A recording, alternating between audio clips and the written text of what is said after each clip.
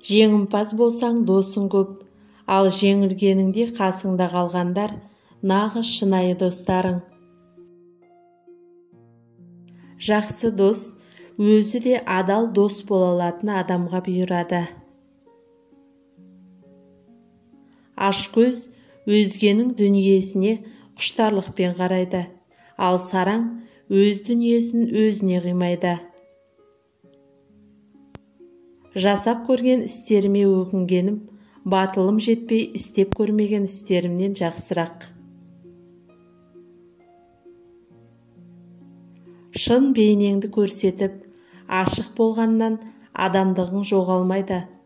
Бақыт дегеніміз жаныңда сені түсінетін адамдардың болуы. Мені өзгелер бақыт етеді деген ойдан арылмайынша, бақытсыз болғанның үстіне бақытсыз бола түсесіз. Әркімнің бақыты өз қолында. Өзгенің жүрегін жаралайтын адамдардың өзінің де жүрегі жаралы, ал бақытты адамдар ешкімді ренжіте алмайды. Ойға келмейтін шешімді қабылдаған адамдар ғана мүмкін емес нәрселерге қол жеткізе алады. Өлімнен қорықпа, сен тіріде ол жоқ, ол келгенде сен болмайсың. Нағыз бақыт жүрегіңіздегі тыныштық. Ақмақтықтың алғашқы белгісі ұяттан жұрдай болу. Неке кеме секілді, егер кішігірім дауылдарға шыдай алмаса, ашық теңізге шығып, әлемді де шарлай алмайды. Шектен тыс жақсылықты ешкім бағаламайды.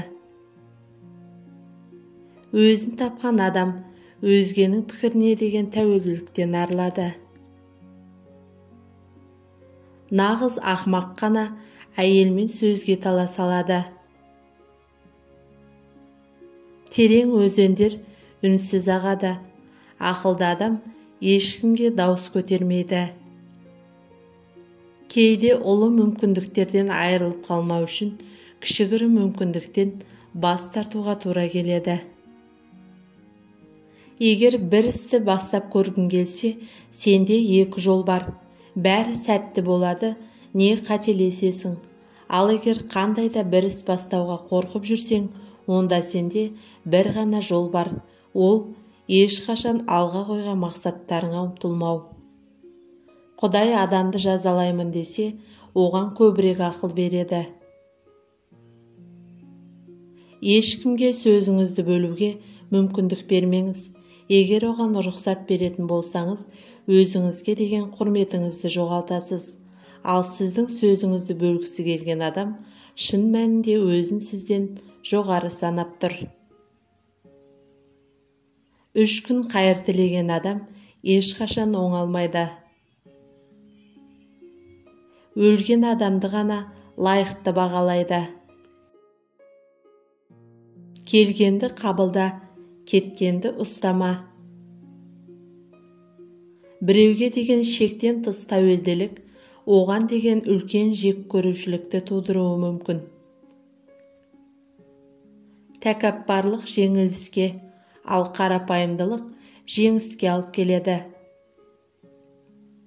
Раушан гүл неғұрлым әдемі болған сайын, оның тікенегі де ұзара түседі. Бірлігі мен қуанышы жарасқан үйге бақыт қонады. Өміріңізге қажетті ең жақсы қасиет, жамандықты тез арада ұмытып кету, келеңсіздіктерге жабысып алмай, оны жібере білу, ренішпен өмір сүрмеу, тек қана жақсылыққа үміттену. Біз өз ойымыздың көрінісіміз. Әйелге әмірін жүргізе білген ер мемлекетті де басқара алады.